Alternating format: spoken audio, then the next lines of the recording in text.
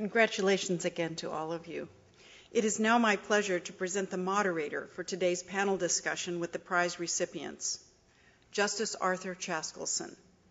A 2004 laureate of the prize, together with Pius Langa, Justice Chaskalson serves as the chair of the selection committee. Justice Chaskalson was appointed the first president of South Africa's new constitutional court by President Mandela in 1994. And he was Chief Justice of South Africa from 2001 to 2005. In addition to the Gruber Justice Prize, he has received the award of Supreme Counselor of the Baobab, Gold, and the Nelson Mandela Award for Human Rights and Health. Justice Chaskalson was president of the International Commission of Jurists, was the first chairperson of the Southern African Judges Commission, and chaired the eminent jurist panel appointed by the International Commission of Jurists to inquire into the impact of terrorism and counterterrorism on the rule of law, human rights law, and where relevant, international humanitarian law. Justice Chaskalson.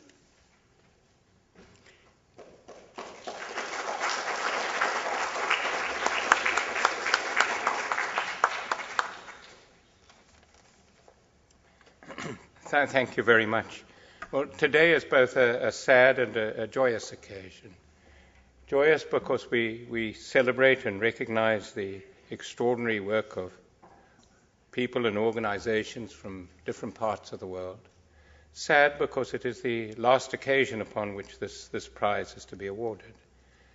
But the legacy will continue, and though in a different form, the values and concerns of the Gruber Foundation, of Pat and Peter, which led to the establishment of this prize, will be continued, hopefully indefinitely, and that those values will be perpetuated in a somewhat different form, but will continue to be promoted. The panel today is going to consist of the 5 representatives, the 5 recipients of the prize. In a way, it represents, as you have already noted, the history of the Gruber Prize, because looking at the diverse groups of persons and organizations who have received the award, we see that the Gruber has reached out to all sections of the world, to all communities, and recognized work which has a common theme, which is a concern, as Rob Cushion mentioned earlier, a concern for dignity and personhood, and a concern for rights which are asserted to demand that recognition. What we are going to do now is to invite each one of the recipients to talk to the theme, Justice Under Law, Practical Challenges. They will hopefully tell us about their own work, about the practical challenges which they faced, about what they see as the value of the work which they do, why they are doing it, and what they have achieved, and what lessons it has for all of us. I don't intend to introduce each one of them in turn, because you know them all, and they have already been introduced. But I shall ask them to come to speak. I think they should speak from here, from the podium, speak for about not more than 10 minutes, and then we will have an opportunity possibly for some discussion amongst themselves and questions that any of you may wish to ask. So let me begin with Barbara Arnwine. And if I may say, before she comes up to the podium, that I remember the Lawyers' Committee for Human Rights, for which she has been so closely associated, and the extraordinary contribution it made to the struggle against apartheid in South Africa and the support it gave to so many of us. So it's a great pleasure, if I may add to the award, to acknowledge that. Thank you again. I wanted to just comment that Gay McDougall, of course, was the leader of our, anti-apartheid efforts all throughout Southern Africa, and was an amazing force, and just exemplifies, just the beauty that all of us could talk about our staffs and how wonderful and amazing they are. I wanted to address three big issues that I think just overwhelms the picture and the challenges for justice and equality in this nation of the United States, but also in the world. One is what I call the legitimation of hate. Just that in the post-9/11 world, in the post-world of the election of President Barack Obama, that we have seen arise in our nation of the United States a new racism that is bolder, more overt, and more comfortable asserting itself in the public medium. So not only do we have radio talk show hosts who openly speak racial divisions, but we also have a growing movement in the United States of racial denial, of denying that we have a racial problem, of even denying the history of racism.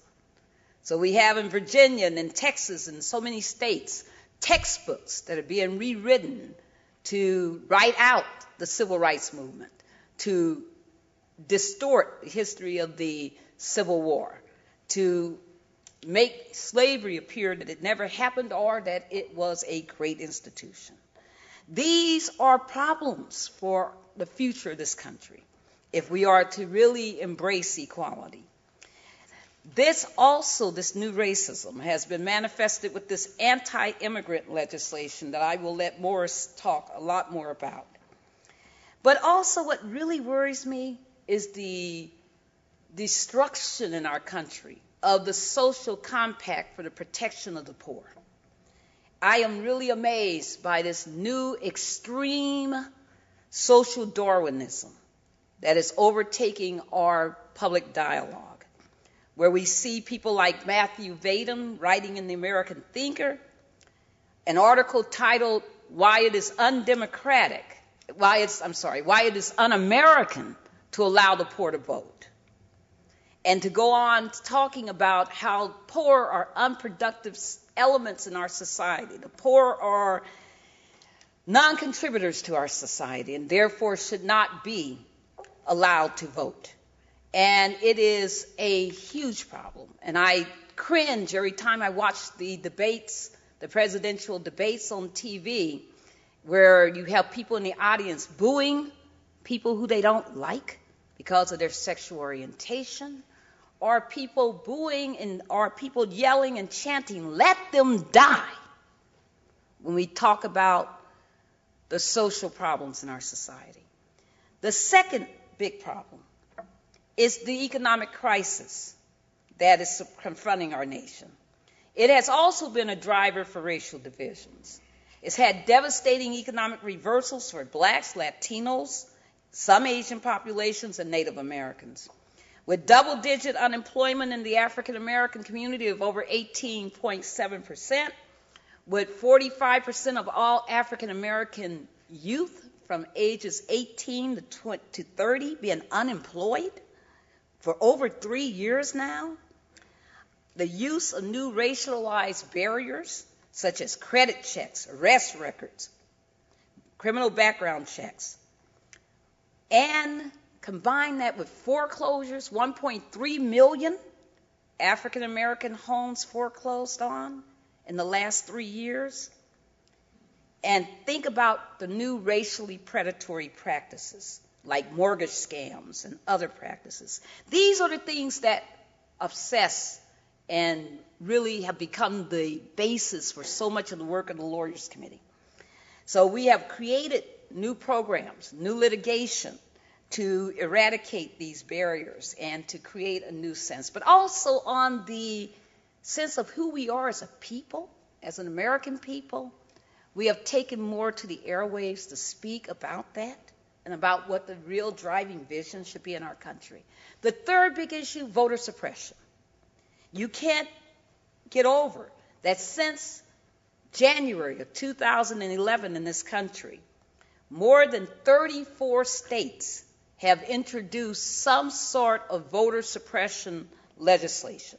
That includes really strict, onerous, and draconian voter ID laws that would knock out, for this coming election, just based on what's already happened, the 8 states that have passed these laws and the 8 other states that have passed semi-versions of these laws, that would knock out 5 million voters right off the top. 5 million people who voted in 2008 would not now be able to vote. Threatened by all of this legislation, should the other 23 states adopt any of it, 20 million voters. We know what that means for our country.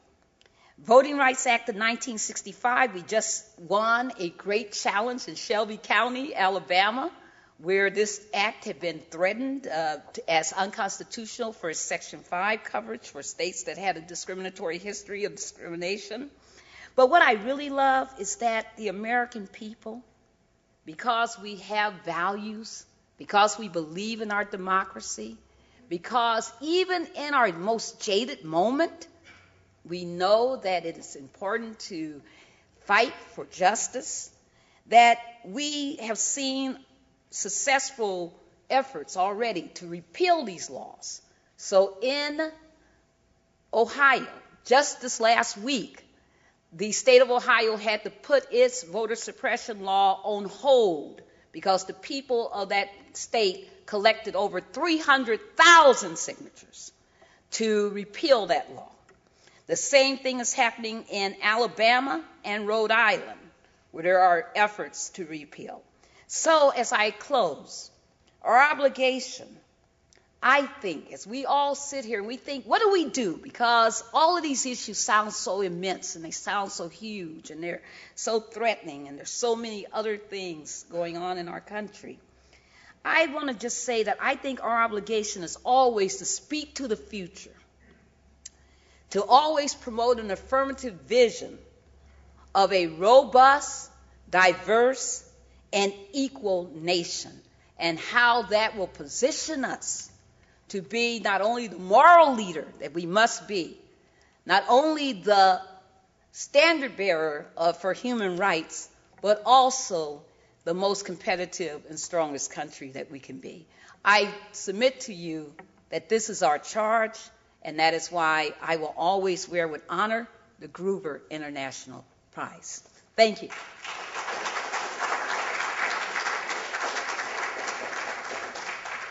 Thank you very much.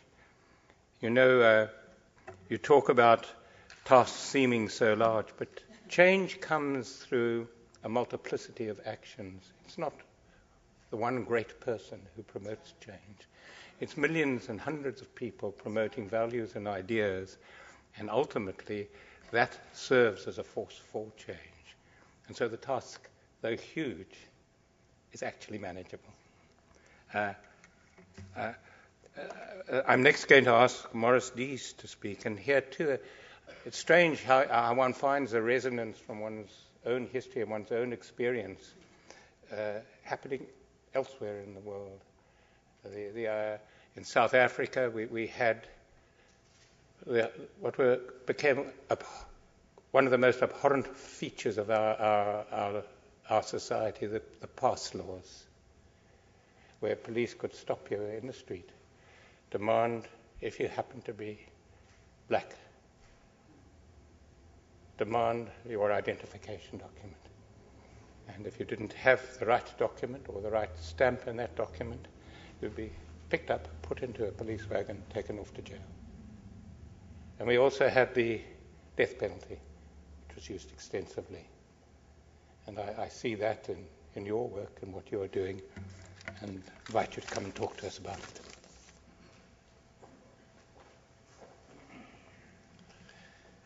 Thank you. I think Barbara laid out quite an agenda.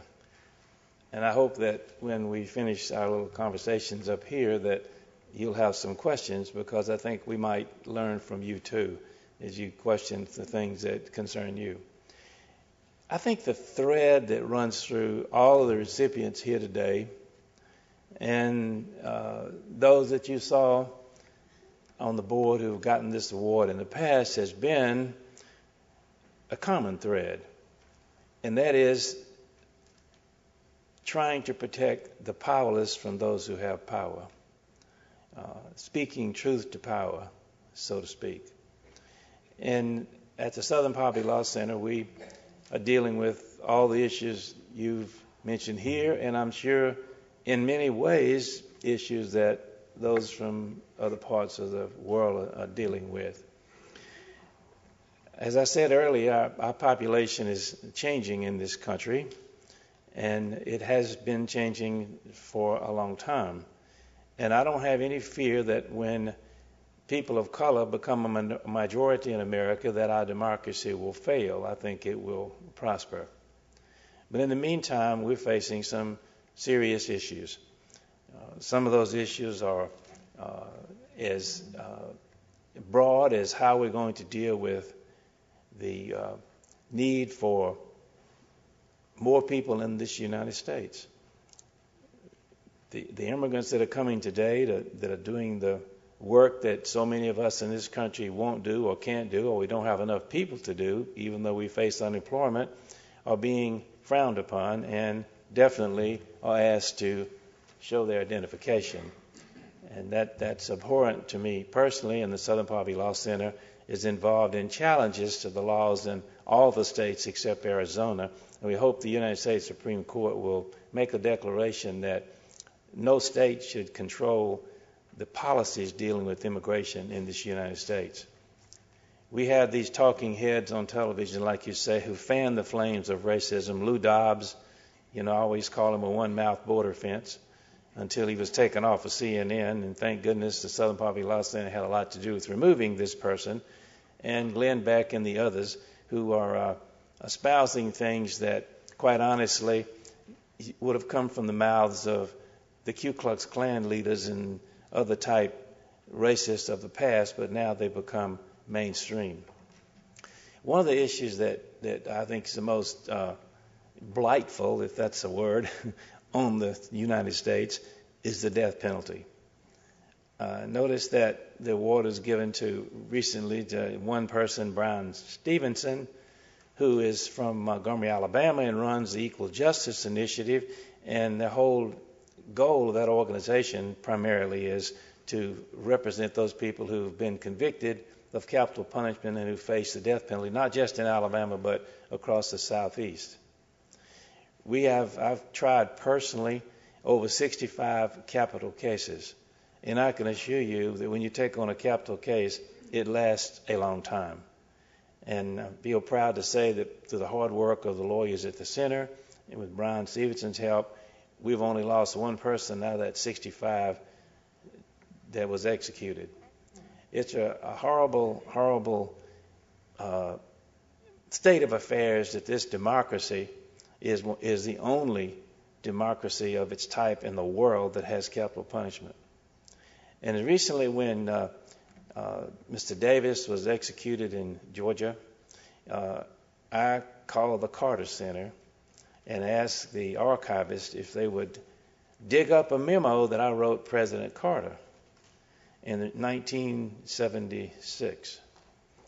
And the reason I wanted it retrieved so I could read it was because he came out in the Troy Davis case opposing the death penalty, not just save Troy Davis, but opposing the death penalty. What a transformation. Because when I wrote in that memo, I was his national finance director when he ran for president, and he asked me what did I want, and did I want to be a judge? I said no. I said I want you to do two things. I won't mention one of them. It's not relevant here, but the other one is to set up a national commission to study the death penalty. And at the time I asked him this at his home before he went to Washington, he'd already had the nomination. He said, well, I'm for the death penalty only for a police officer killed in the line of duty. I said, I can buy that. I don't like it, but I can buy that because that's such a small fraction of the people facing death penalty. But when I presented him with a memo and a picture I kind of treasure of he and I sitting in the Rose Garden having lunch, and my memo laying on the table there, and he did read it, and because I saw where he sent it to the Attorney General for comment when I got it from the archives the other day, asked him to set this National Commission up to study the death penalty. The response was, well, he was for the death penalty for everything that was in the Georgia law he signed, which is everything. And the bottom line, it was a political issue. He was going to run the second time, and clearly he didn't want to set up a commission. That idea came from the Royal Commission to study the death penalty that was set up in England after an innocent man was executed. We've executed many innocent people in the United States, which is horrible to think about. And over 75 have been released from death row, proven to be innocent, because they happen to be DNA or some other thing. And it wasn't because of the actions of our justice system. It might have been 4 or 5 students at Northwestern University that got out and tracked down the real killer. That's what it's all about. So it's a divisive issue in this country, and it's one that puts us in league with countries like Russia, China, North Korea, Afghanistan, Iraq, those countries that we think are in many ways third world in their concepts of justice. Another issue that we're working hard on at the Law Center is the GLBT, gays, lesbian, bisexual, and transgender issues. We have a project called Teaching Tolerance and Acceptance in the United States. 500,000 teachers get our magazine, and over 80,000 schools use our material. People think of us as a legal group, but we do much other work. And we're seeing an enormous amount of gay bashing in our schools. We've seen an increase of suicides of young people, and we just released a film called Bullied that's already been ordered about 50,000 schools, all free, all because of the contributions of people like many of you here who've come up to me since I've been here and said that you contribute to our work. So we do more than just legal work. We work in the area of education, trying to not only fight hate in court, but to teach acceptance and tolerance in the classroom. And thirdly, echoing what Barbara said, since President Obama took office in this nation, and when the face of this nation to those people who are racist was a black face, we've seen an enormous rise in hate groups in America. Over 1,000, doubled in the last 5 years alone, and a quadrupling of the so-called militia patriot groups, the kind that Timothy McVeigh made famous, a group that he was a part of when he decided to blow up the Murrah Federal Building. We have about 25 people on our staff that track hate groups, report on them, publish an intelligence report that goes to about 75,000 law enforcement agencies, an equal number of news people. And we will be in Washington today, I think, that will follow up a full-page ad that we ran in the Washington Post, and there's something called a values summit being held by the American Family Association. I believe that's the name of the group, or another group, and pretty powerful, pretty big group. And we're talking about what values they have, but they're a group that opposes gays and any issue dealing with gays. They're the group that says that it was gay people that brought us the Holocaust, really horrible type things. They say gay people are more likely to be pedophiles. So our full-page ad in the Washington Post, it's running today, Friday, today's Thursday, to Friday, will be challenging this group, the American Family Association, another group, that had 40 members of Congress sign a petition in favor of their agenda recently, hoping to bring light on this issue. There are so many issues that we're facing in our country today that the Southern Poverty Law Center finds itself championing the cause of those who have few champions. Thank you for helping us make that possible, and I hope that you'll have some questions for us at the end. Thank you so much.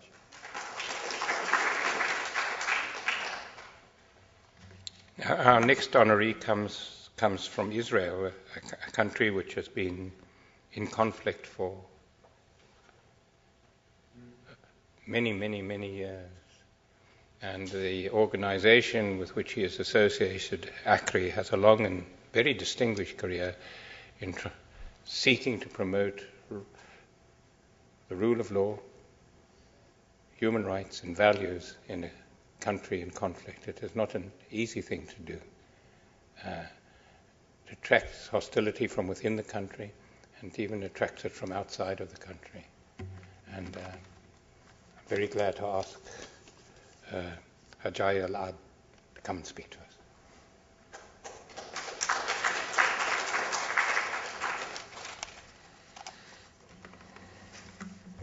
Thank you.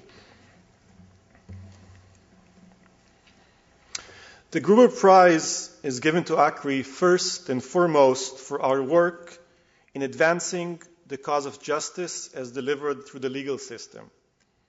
But I am no lawyer.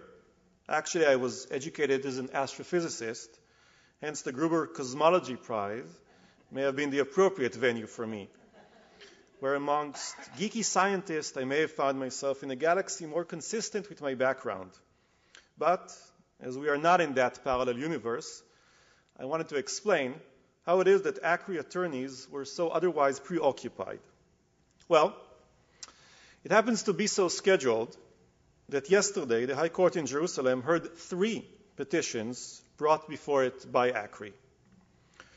From demanding that the court strikes down the anti-democratic Nakba law to appealing against the practice of racial profiling in security checks in Israel's airports, to demanding equal representation for Arabs and women on the board of the Israel Land Authority, those are the cases of yesterday's crop. So you see, our attorneys had very good reasons that kept them away. And while they are not here in person, their work is our inspiration, and their names can be present here with us. Dan Yakir, ACRI's chief legal counsel, with more than 20 years of unparalleled experience in litigating Israel's defining human rights cases. Attorney Dana Alexander, the director of ACRI's legal department. Aoni Bana, Limor Yehuda, Tali Nir, Avner Pinchuk, Laila Margalit, Oded Feller, Keren Safrir, Gil Ganmor, Nisrin Alayan, Raouya Abu Rabia, Maskit Bandel, Nira Shalev, Rared Jraisri, and Ann Suchio are Israel's leading human rights legal team. Together with all of ACRI's staff, educators, campaigners, public advocacy experts, field researchers, we are Israel's largest and oldest human rights organization, ready to celebrate our 40th anniversary next year. And while we have much to be proud for, of what we have achieved in almost 4 decades of steadfast work, I wish that I was able to stand here today proud not only of ACRI, and indeed proud of the work of our many colleagues in Israel's human rights family.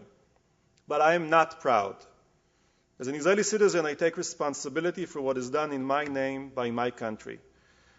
At 39, ACRI is already one of Israel's oldest civil society organizations. But at 44, the occupation is even older. For millions of Palestinians to be living in a reality of constant human rights violations as a daily norm is an offense of such scale, one does not know where to even begin describing it, and there is no end in sight. It is a shameful reality. The shadow that it casts cannot be turned back at a checkpoint, nor will it be stopped by the separation barrier. It won't be silenced by a military order or pushed aside to a road where only people of a certain kind are allowed to travel. This shadow cannot be confiscated, uprooted, or dispersed. It darkens the skies of the occupied Palestinian territories, and it clouds Israel democracy to a point where one has to ask, if for most of Israel history it has controlled millions of people with no civil rights, what regime is that? If what Jewish and democratic have come down to is a democracy for the Jews, well, to that, all justice-seeking people must say, that is not democratic and that is not Jewish. At ACRI, we have fought for years against human rights violations that result from the occupation. Many a time, the courts in my country have let us down. They have opened their doors to hear these appeals according to law, but their decisions did not deliver justice. But either way, our goal is not to establish via these appeals an occupation that is more compatible with human rights, because that is a contradiction in terms. For human rights to be respected, the occupation must end. That is our goal. After 44 years of this and counting, I cannot be proud. I am ashamed. Of course, there are also other major human rights issues that occupy our mind. The rights of Arab citizens of the State of Israel. On Monday night, a mosque in a small Arab village in the Galilee was set on fire, and only a few weeks ago, the government approved a plan that, if implemented, will force the displacement of thousands of Bedouins from their so-called unrecognized villages in the Negev. And these are just two examples of decades of institutionalized discrimination. And further issues.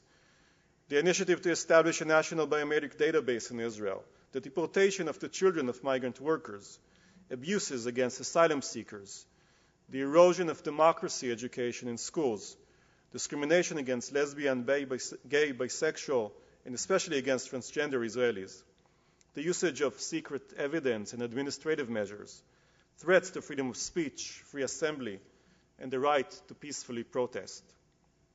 Yes, many injustices occupy our minds and our work. But being conscious of time, I would want to now focus and talk about issues that occupy the minds of 99% of the people: social and economic justice.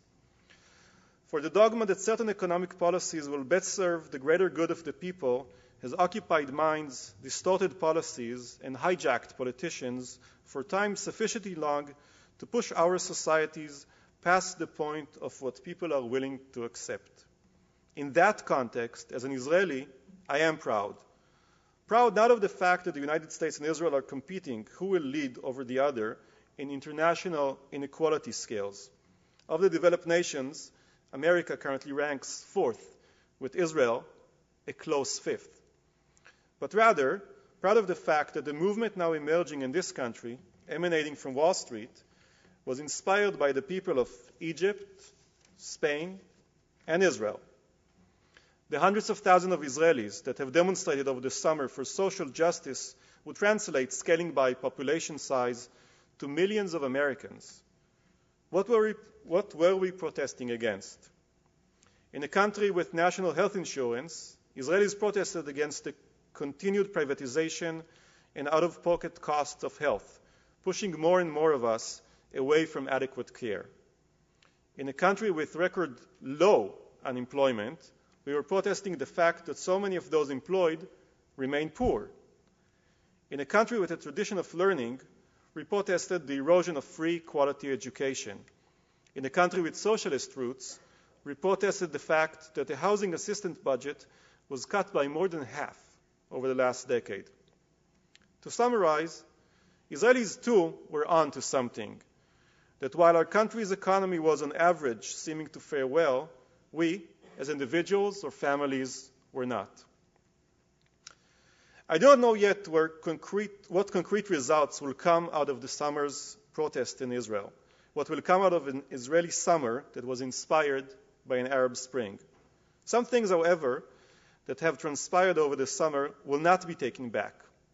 Healthy doubts in economic dogmas, the joys of energy and activism, and the global view of Israeli society as a possible collective that can come together for a just cause, can inspire others, can remind us that democracy is not what we do when we vote once every few years.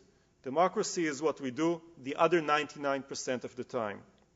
Essentially, that was also the message of ACRI's innovative Project Democracy, reminding the public that democracy is not a formal concept, nor is it equivalent to the tyranny of the majority, but rather that democracy is about safeguarding minority rights as much as it is about free elections. If the people we elected end up not really representing us, how truly free are such elections anyway? In recent years in Israel, perhaps even more than the public needed to be reminded of these basic attributes of real democracy, it was our elected representatives, the members of the Knesset, that needed this reminder. Anti-democratic legislation has become a cornerstone of the Knesset's work, often with the support of both the government as well as the largest opposition party. Legislating measures that further solidify discrimination against Arab citizens, that threaten the ability of human rights organizations such as ACRI to function freely, that desire to curb the authority of the High Court of Justice, these are the main pillars of this anti-democratic wave. We are fighting this rising tide with public advocacy and grassroots demonstrations, legal opinions, and if need be, with legal petitions. To no small extent, we have managed to so far limit or delay the damage. But the direction of this process will not be swayed unless eventually more Israelis will sincerely choose democracy. Public opinion polls still show that the vast majority of Israelis support democracy over any other form of government. But when one inquires further, the data shows that the democracy supported by so many is one without minority rights, with less freedom of speech, and one in which human rights groups refrain from voicing embarrassing revelations. Is that a democracy? Clearly, much work remains. That, of course, is no reason to despair. There's reason to get to it, and we have no shortage of vision, motivation, and work ahead of us. To some extent, the Israeli summer can also be understood as a rejection of the season that preceded it, a season that was much about human rights bashing, with such low points as the foreign minister calling human rights groups terror assistants and the Knesset deliberating the creation of inquiry committees into our work. The social justice protests in Israel have pushed all that aside, and that by itself was a surprising and welcome development. But with summer receding, what winds will now prevail? I do hope that what we've witnessed will amount to more than mere seasonal changes. We need lasting change. And for that to be, we need to go back to the principles of the Universal Declaration of Human Rights. There, humanity speaks for social justice as much as it speaks for civil liberties. There, we commit to the rights of all members of the human family, not only certain members. For the Israeli social justice summer, there is the challenge, not to limit the vision to social justice alone, but to be about justice. And justice, well, it cannot be confined to only one side of the green line. Making that into reality will be immensely difficult. To that difficulty, I want to conclude with some words said in December 2009 in Tel Aviv, at the first annual Human Rights March, which we've led on International Human Rights Day. I look with apprehension to our future and think about this place, our common homeland, that is so dear to my heart, that from all of its wings we gathered here today.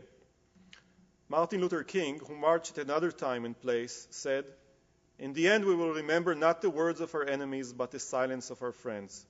Today we are neither quiet nor silent, and what we will remember from this day is not the silence of the majority that insists to remain mute, but the voices of our friends, the strength of our humanity, and the endless possibilities that the vision of human rights promises us all. We live in a new world. Wherever we look, we see hopeful examples of people who braved their differences for a common future of equality, people who have made happen what seemed impossible. Why what others have accomplished could not we? It is possible here too. Let us gather together the power of our common voices for the basic principle of human rights for all. Let us continue toward the realization in this land of the vision of human rights for ourselves and for all people. Thank you very much.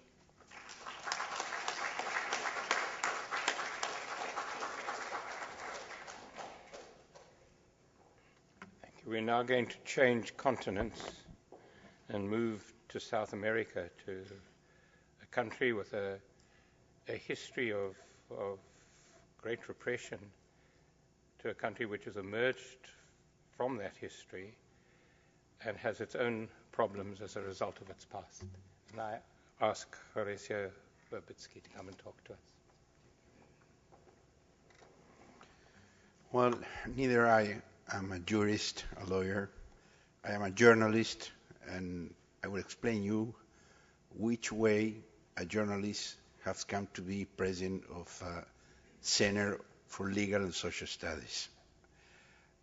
In Argentina, there has been a cruel dictatorship, and opposing to this dictatorship was incepted the Center for Legal and Social Studies more than 30 years ago to defend the right to life, the right to liberty, the right to personal integrity. And after the ending of the dictatorship, this center, formed by relatives of victims, decided to contribute to strengthening of democracy, combating for rights of the more disadvantaged people, and to bettering the institutions in our country, the rule of law that was not very well known in Argentina after a series of military coups all over the 20th century. And in 1984, started in Argentina a proceeding against the military juntas that ran the country brutally the years before. And after the conviction of the first 3 military juntas in 1985, have been a series of military uprisings to prevent the continuation of this process of justice. And 2 impunity laws were passed by Congress under the pressure of the arms. Then in 1994, I, as a journalist, interviewed one of the perpetrators of the crime of the dictatorship, a man from the Navy that confessed to have thrown 30 people still alive from planes into the ocean. And this meant a strong commotion in Argentina because the crimes of the dictatorship were well known, but it was the first time in which one of the perpetrators confessed its own participation. And after this, cells decided to ask the judiciary that if justice cannot be done because of the impunity laws, the state would to be responsible to explain each family what had happened with each person disappeared. And this way started the truce proceedings in Argentina that use the procedural codes in the penal procedures, but with the particularity that it was not allowed to punish those responsible. And during a couple of years, the truce proceedings extended all over the country.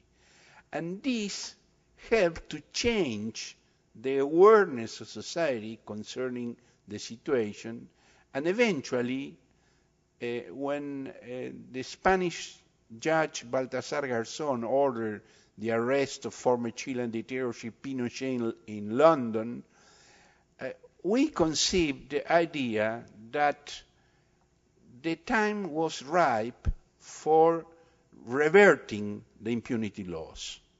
And in 2000, I was in that time already president of CELS, we asked the judiciary to declare null and void the impunity laws, thinking that the demonstrations in the street in the 25th anniversary of the military coup would balance the pressures that the powers, factic powers, were exerting over the judiciary. And effectively, in 2001, the judiciary declared null and void the impunity laws. And the proceedings started again. And eventually, in 2005, the Supreme Court in Argentina declared that crimes against humanity were not subject to statutory limits, and they cannot be pardoned. And then, in this moment, there are hundreds of proceedings in Argentina punishing those responsible of the worst human rights violations. But in democracy, there are other problems. And we in CELS started working, for instance, in the situation of people that are in jails in inhuman conditions. And really, I am very happy to be here in a group of very indignant people, people that reacts against injustice, against human rights violations, against discrimination, against abuses on the powerless. And this is also the work we are doing in Argentina. And you are using the judiciary as an instrument, as a tool.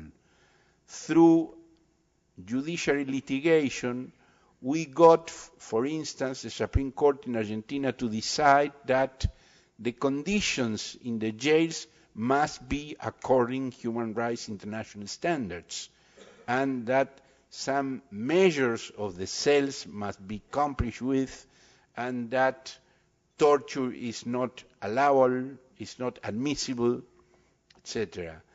We are working also in the rights of people with mental disabilities that were in a situation equivalent to that of the people jail. This was not told jail. This was told health assistance. But in fact, there were people that during 30 or more years were in jail because of mental illness. And we got the repealing of this situation and the passing of a law that prevents to jail people because of mental disabilities. And these things have been a progress for human rights in Argentina. This is our work, this is our practice, and we feel relative of our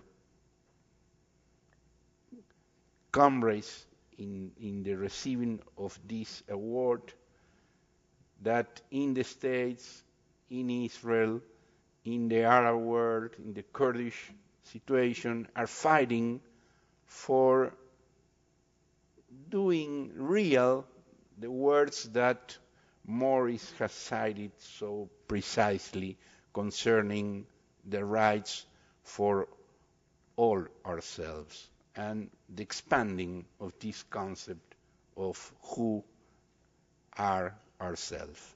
Thanks to the Gruber Foundation, thanks to all of you and to all of you.